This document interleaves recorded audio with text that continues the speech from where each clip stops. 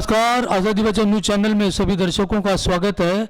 आज हमारे स्टूडियो में सोलापुर शहर के पूर्व अध्यक्ष नगर सेवक तौफीक पहलवान आए हैं। हम उनसे रूबरू मुलाकात करेंगे। तौफीक पहलवान कौन है, इसका सवाल नहीं होता।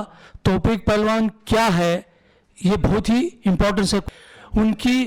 उनकी शालीनता, उनका व्यवहार, लोगों के प्रति उनका प्रेम, इस बात का संकेत लेकर हम मीडिया कर्मी इस बात को हमेशा से नज़रअंदाज नहीं करते। हम उस चीज़ को देखते हैं जिसके पीछे लोग हैं। उन्हीं लोगों के पीछे मीडिया होता है जिसके साथ लोग होते हैं। तो आज हमारे स्टूडियो में आए हैं तौफीक भाई पहलवान। तौफीक भाई, हम आपका स्वागत करते हैं आज़ादी बचाओ न्यूज़ चैनल में। सबसे पहले आपसे एक सवाल करेंगे कि आने वाले महापालिका के बोर्ड में आप अपने 3 साल से जो महापालिका ने नगर सेवकों को निधि नहीं दी, तो इस बारे में आप क्या कहेंगे?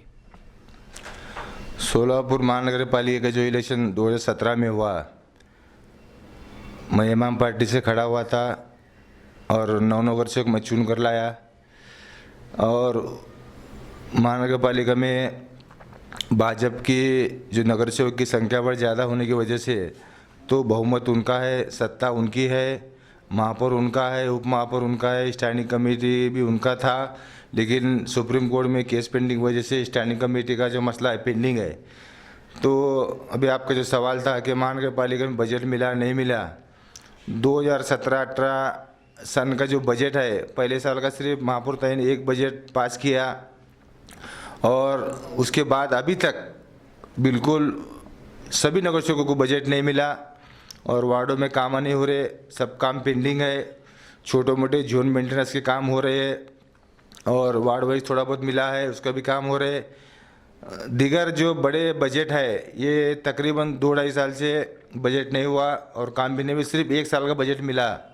तो उसका भी जो है, मैं प्रभाग क्रमांक 21 का नगर सेवक हूँ। वहाँ पर हमने हमारे पठान साहब हो, असलम भाई हो, जिगर जो भी हमारे कार्यकर्ते हैं, उनके माध्यम से और जो जोन में वार्ड का विकास काम चालू है। और जो कुछ गली बोर्ड के अंदर क्षेत्र विभाग नंबर 2 हो, 3 हो, 4 हो, 5 हो, दिगर गजार नगर में जो एरिया था, सब वहाँ पर काम चालू है। और अभी बजट हमने जो 17-18 का जो बजट है, वहाँ पर हमने काम सोचाया है। कुछ जगह काम हुआ, कुछ जगह काम रुका हुआ है। तो इंशाल्लाह बजट जो पिछला बजट था उसका जो काम है, अभी इंशाल्लाह काम चालू हो जाएंगे चंद दिनों में। हाँ तौफीक भाई, वो सबसे बड़ा सवाल है कि अल्पसंख्यक राज्य सरकार ने अल्पसंख्यक में हर जिले के अंदर अल्पसंख्यक कल्याण समिति की स्थापना के लिए सूचना जारी की है सभी जिलाधिकारियों को। तो उसके लिए आप अपनी तरफ से क्या पहल करेंगे? महाराष्ट्र राज्य में पिछले 5 साल के पहले भाजपा की सरकार थी। उस सरकार ने अल्पसंख्यक समिति के गठन नहीं किया और अल्पसंख्यक माइनॉरिटी का हमारा विकास नहीं हुआ। एजुकेशन का मसला हो, शिक्षण का मसला हो, नौकरियों का मसला हो, वहाँ पर अभी तक काम नहीं हुआ। तो पिछले कुछ दिनों पहले एक पत्रकार का मुझे फ़ोन आया था, उनकी मेरे सवाल जवाब भी है। मैं उन्हें बताया कि अभी 3 पक्ष की जो सरकार है, शिवसेना, राष्ट्रवादी और कांग्रेस, तो अभी ये सरकार इनकी है। तो उद्धव सरकार के राज्य में तो अल्पसंख्यक जो समिति की जो स्थापना है, इंशाअल्लाह कल्याण समिति की, हमारी मांगनी रहेंगी कि वो सोलापुर शहर जिले में उसकी स्थापना हो, बहुजन की उसकी स्थापना हो। तो हम ताज सोशल ग्रुप के माध्यम से हो और एक इमाम पार्टी का मैं नगर सेवक होने के नाते से हमारे लेटर पैड के ऊपर इंशाल्लाह मुख्यमंत्री साहब हो, अल्पसंख्यक के मंत्री हो, कलेक्टर हो, उनको हम निवेदन देने वाले हैं। और निवेदन देकर हमारी ये मांगनी रहेंगी कि सोलापुर शहर जिले में अल्पसंख्यक समिति की स्थापना हो, गठन हो, ताकि हमारे जो बच्चे आज जो स्कूलों में जो हमें जो आरक्षण का मुद्दा था, मसला था, वो भी अभी तक नहीं हुआ, कोर्ट में पेंडिंग है, हाई कोर्ट के अंदर। तो एक बार इस समिति की स्थापना हो जाएंगी तो हमारे कौम का, हमारे समाज के बच्चों का भला होगा, शिक्षण का मसला हो, नौकरियों का मसला हो और आपको तो मालूम है पिछले बार ही जो 5% मुस्लिम समाज को आरक्षण दिया गया था वो अभी तक पेंडिंग है।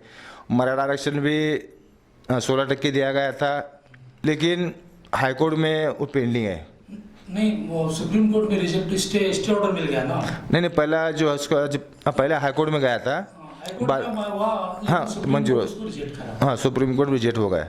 तो ऐसे जो भी मसले मसाइल है, तो अभी हमारा तो मुद्दा रहेगा मेन माइनॉरिटी का, अल्पसंख्यक का, क्यों आरक्षण का मुद्दा, क्योंकि मेरे प्रभाग के अंदर अल्पसंख्यक माइनॉरिटी के लोग हमारे ज़्यादा है। अब वहाँ का प्रतिनिधि रहने के नाते से मेरा फ़र्ज़ बनता है इंशाल्लाह उनके वार्ड का विकास हो या अल्पसंख्यक का जो भी समिति रहेंगी, जो भी उनके काम है वो इंशाल्लाह करने का ये हमारा फ़र्ज़ है, हमारी जिम्मेदारी, इंशाल्लाह हम वो करेंगे। आपके पास एक बहुत महत्वपूर्ण और बहुत बड़ा क्वेश्चन सवाल आपके सामने रख रहे हैं कि आप भविष्य में क्या निर्णय लेने वाले हैं और आपका निर्णय कैसा रहेगा। सोलापुर के शहर में आपके निर्णय की प्रतीक्षा की जा रही है कि पहलवान ने अब तक अपनी भूमिका स्पष्ट नहीं की।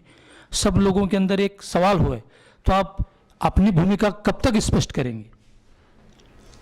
भूमिका हमारी जो भी रहेंगी वो आप लोगों को मालूम पड़ेंगे आज, और इंशाल्लाह बहुत जल्द हमारी भूमिका स्पष्ट होंगी।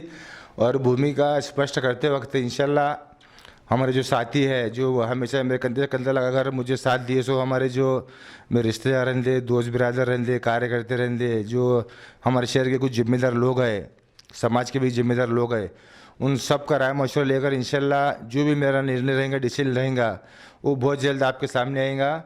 और डिसीजन लेते वक्त सभी लोगों को इंशाल्लाह राय मशवरा मैं करूँगा। राय मशवरा करने के बाद ही मैं डिसीजन लूँगा और बहुत जल्द इंशाल्लाह सोलापुर शहर के लोगों के हमारे सामने आ जाएंगे इंशाल्लाह। बहुत जल्द, 1 साल, 3 महीने, 6 महीने, फिर भी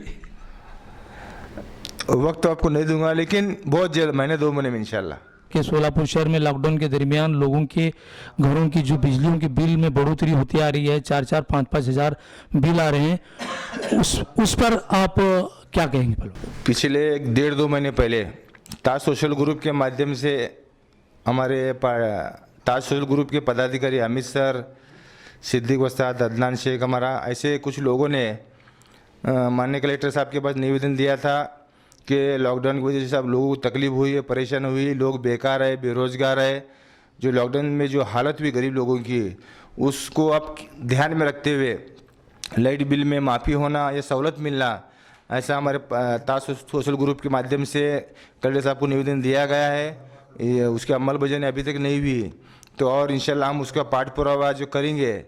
तो आप लोगों को मालूम है कि लॉकडाउन की वजह से कोरोना जो महामारी की बीमारी थी, वो सोलापुर ने, महाराष्ट्र ने, हिंदुस्तान ने, बल्कि पूरी दुनिया में ये बीमारी फैली हुई थी। लोगों को बहुत तकलीफ हुई, बहुत से लोगों की मैयत हुई है, डेथ हुई है, तो और कई लोग बीमार पड़े। और गरीब लोगों की तो हालत ऐसी हुई, जिस तरह रिक्शा चलाने वाले हो, कैंटीन का कारोबार करने वाले हो, भाजीपाला बेचने वाले हो, दीगर किराना, छोटे मोटे किराना दुकान वाले हो, ऐसे बहुत से लोग जो पान दुकान वाले हैं, ऐसे बहुत से जो लोग हैं जिनकी हालत, माली हालत कमज़ोर हुई, बेकार हुई, परेशानी हुई, तो उनका ख्याल रखते हुए सरकार का भी ये काम है, मुख्यमंत्री साहब का, कि लॉकडाउन में जो गरीबों की हालत हुई उसमें सुधार ना होना, उन्हें सहूलत मिलना, लाइट बिल माफ़ होना।